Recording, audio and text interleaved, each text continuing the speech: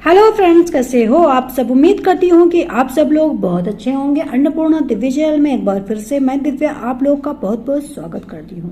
दोस्तों, आज के वीडियो में हम लोग एक कहानी को सुनेंगे। उम्मीद है कि ये कहानी आप लोगों को जरूर पसंद आएगी। कहानी थोड़ी सी भी पसंद आए तो वीडियो को लाइक कीजिएगा।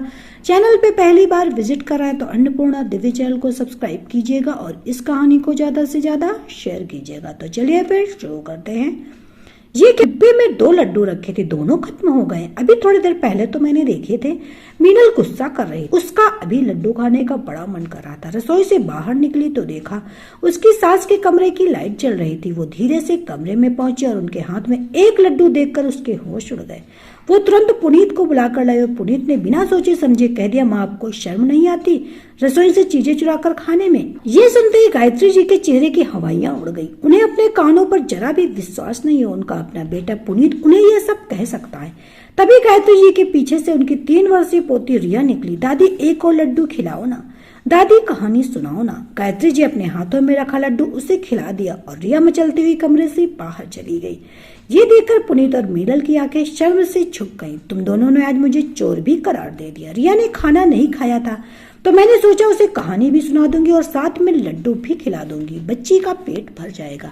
पर मुझे नहीं पता था कि तुम मुझे ही चोर समझ लोगे। क्या बेटे के घर पे माँ का कोई अधिकार नहीं होता? मैंने अपने हाथों से लड्डू ले लिया तो मुझे ये उपाधि मिली। मैं खुद अपने हाथों से बनाए हुए लड्डू चोरी कर खाऊंगी। तुम दोनों ने तो मुझे बिना हाथ उठाए गाल पर तमाचा दे मारा। अब मैं यहाँ एक पल भी नहीं रुकूंगी। और गायत्री जी ने कमरे का दरवाजा अंदर से बंद कर लिया। आज तक तो अपमान के घूंट पीती रही, पर आज चोर बताकर उनके बहू बेटे ने उनका गुरूर ही तोड़ दिया, उनके आत्मसम्मान की धज्जियां ही उड़ा दी। उसे अब सहन नहीं हो रहा था। वो पहले ही मीनल के सवालों से बहुत परेशान रहती थी, पर आज तो उनके बेटे ने ही हद कर दी थी। वो बेटा जिसे पालने के लिए उन्होंने उम्र भर तपस्या की थी, जिस बेटे को पालने के लिए उन्होंने अपनी खुशी का ध्यान नहीं रखा, सारी उम्र अकेले बिता दी, आज वही बेटा उन्हें चोर बता रहा है। गायत्री जी और राजेश जी का विवाह बड़ी धूमधाम से हुआ था।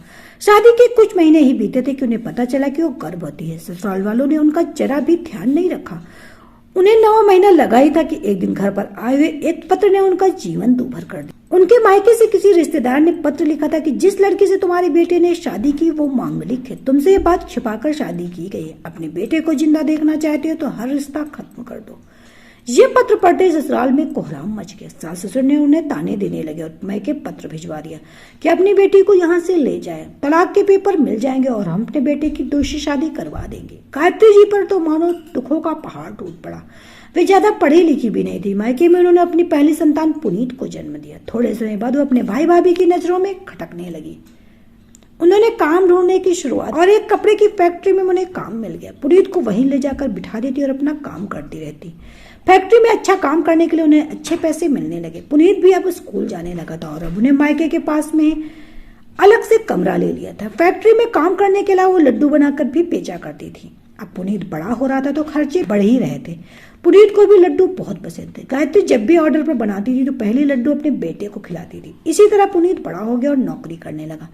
अब उसने एक घर ले लिया और वहीं पर अपनी माँ के साथ में रहने लगा। माँ के आशीर्वाद से वो तरक्की कर रहा था और सालों से काम करे गायत्री जी भी थकने लगी और उन्होंने भी आराम करना शुरू कर, क्योंकि ये पूरे घर की जिम्मेदारी पुनीत ने संभाल ली थी। एक दिन उन्होंने अपने बेटे से कहा, अब ये घर काटने को दौड़ता है, एक बहू तो ले आ ताकि मैं घर परिवार की जिम्मेदारी से मुक्त हो सकूं। पुनीत ने अपने साथ काम करने वाली मीनल से शादी की इच्छा जताई। दोनों की शादी हो गई। दोनों ही सुबह नौकरी पर चले जाते और रात को आते थे। जब शनिवार रविवार की छुट्टी होती तो मीनल को गायत्री जी का घर पर रहना अखरने लगता था। उसे लगता था कि यह सास 24 घंटे घर में ही रहती, हमें तो जरा भी आजादी नहीं मिलती। हमेशा ये एहसास रहता कि घर पे कोई है। इस वजह से वो अपनी इच्छा अनुसार रह नहीं पाती थी। हाँ यार, मैं तो अपनी सास से दुखी हो गई, जोंक की तरह घर से चिपक गई, कहीं जाने का नाम ही नहीं देती। हमें भी तो अपनी जिंदगी जीनी है। उसकी सहेली से जब उसकी बात हुई तो गायत्री जी ने सुन ली और इसीलिए वो गायत्री जी को परेशान करने में लगी हुई थी। रोज किसी न किसी तरह से उन्हें दुख पहुंचाती ताकि वो घर छोड़कर चली जाए। गायत्री जी सब सहन करती थी क्योंकि अपने बेटे पुनीत के अलावा उनका दुनिया में कोई और नहीं था। एक दिन गायत्री जी रसोई में खाना बना रही थी तो मीनल रसोई में आई और कहने लगी, मम्मी जी रोटियों पर जरा घी सोच समझ कर लगाई, क्योंकि घी के भाव बढ़ गए हैं। माना हम दोनों जने कमाते हैं पर फिर भी घर तो देख कर ही चलाना पड़ता है। खर्चे भी बढ़ गए हैं और महंगाई भी बढ़ रही है। गायत्री जी के हाथ रुक, क्योंकि उनसे मुलायम रोटी ही चबाई जाती, इसलिए वो ज्यादा घी लगाती थी। दांत जो हिलने लगे थे। उस दिन के बाद मीनल अपना हिसाब से थोड़ा सा घी निकाल कर जाती और बाकी का घी अलमारी में बंद करके रख के जाती थी।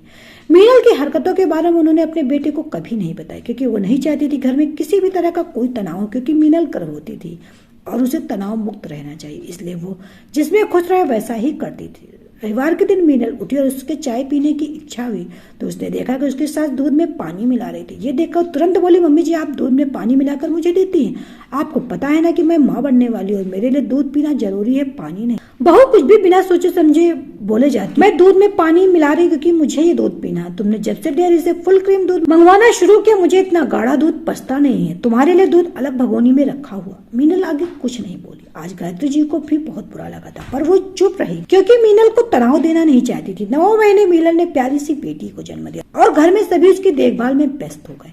रिया के जन्म के बाद मीनल मैटरनिटी लीव पर 6 महीने घर पर ही रही। बच्चे की देखभाल में गायत्री जी भी बराबर लगी रहती और मीनल को पूरा आराम देने की कोशिश करती थी।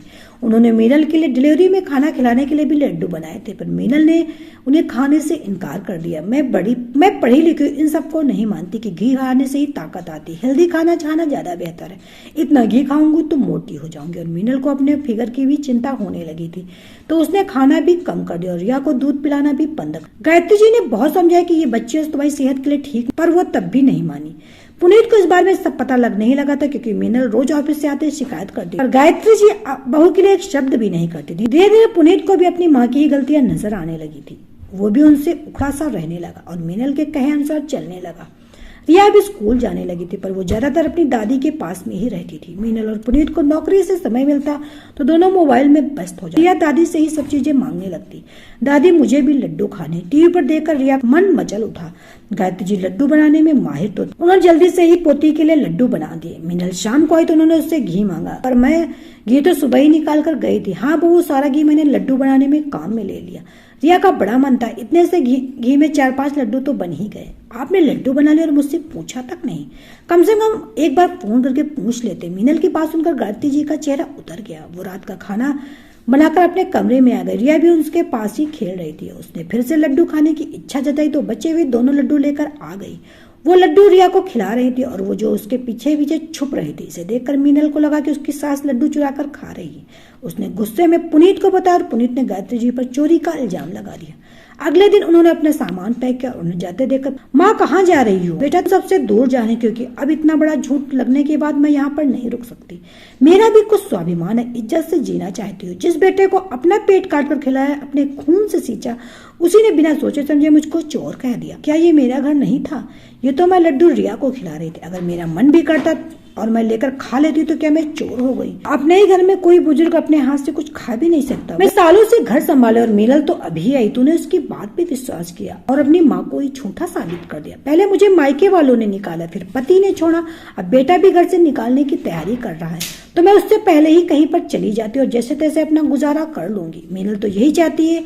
हाँ चली जाओ, पर रहोगी कहाँ? मुफ्त में यहाँ खाना मिल रहा, कोई भी खाना नहीं खिलाएगा। बहू इस भरम में मत रहना। सिर्फ पढ़ा लिखा आदमी ही नहीं कमाता है, जिसके पास हुनर हो वो भी इस दुनिया में कमाकर खा सकता। और गायत्री भी घर से चली गई। कुछ महीनों बाद पुनीत अखबार में पढ़ता है तो माँ की फोटो देखकर हैरान रह जाता। माँ लड्डू बनाकर बेचती थी और आज उनके लड्डुओं की मांग बहुत बढ़ गई। शहर में और बाहर भी उनके हाथों के बनाए लड्डू बहुत प्रसिद्ध हो रहे और वो बहुत कमा भी रही है। उन्होंने किस तरह संघर्ष किया और यहाँ तक पहुंची, उसकी कहानी भी लिखी थी। बेटी बहू का घर छोड़ने के बाद मैं शहर के कई हलवाई की दुकान पर गई, पर सबके यहाँ पर सब काम करने वाले थे और मुझे रखने का खर्चा अलग से था, तो सबने मना कर दिया। फिर मैंने हिम्मत नहीं हारी, अपनी सोने की चूड़ी और कान के बेचकर एक कमरा किराए पर और उन्हीं में से बचे पैसों से लड्डू बनाने शुरू किए। कुछ ही महीनों में लड्डुओं के ऑर्डर आने लगे और वही दुकान ले ली और उस पर केवल महिलाओं को रखा। जो घर बेटे बहू को ताने सुने थे, उन महिलाओं में भी जीने का हौसला बढ़ गया। आज मेरे द्वारा बनाए गए तरह तरह के लड्डू विदेशों तक जाते और अच्छी कमाई भी हो रही। मेरे द्वारा कमाया गया धन मेरे मरने के बाद गरीब लाचार महिलाओं में दान दे दी जाएगा, क्योंकि मेरा इस दुनिया में अब कोई नहीं। दोनों नीचे लिखे पत्ते पर गए तो देखा 8-10 महिलाएं लगी हुई थी और गायत्री जी कुर्सी पर बैठकर हिदायत दे रहे थे। अपने बेटे बहू को लड्डू देते हुए बोली, लड्डू खाओ, चोरी के नहीं, मेरी मेहनत की कमाई के तुम मेरे धन के लालच में आए हो, पर तुम दोनों को एक फूटी कौड़ी भी नहीं मिलेगी। गायत्री जी के यहाँ से पुनीत और मिनल चले गए। उनकी पोती जब भी उन्हें फोन करती तो वो उसे लड्डू जरूर भेजती थी। दोस्तों, ये छोटी सी कहानी आपको कैसी लगी? उम्मीद है कि जरूर पसंद आई होगी। कहानी थोड़ी सी भी पसंद आई तो वीडियो को लाइक शेयर कीजिएगा। चैनल पे पहली बार विजिट करा तो अन्नपूर्णा दिव्य चैनल को सब्सक्राइब कीजिएगा और इस कहानी को ज्यादा से ज्यादा शेयर कीजिए। चलिए फिर मिलते हैं नई कहानी के साथ नए वीडियो में, तब तक के लिए bye bye. Subscribe now and press the bell icon. Never miss an update.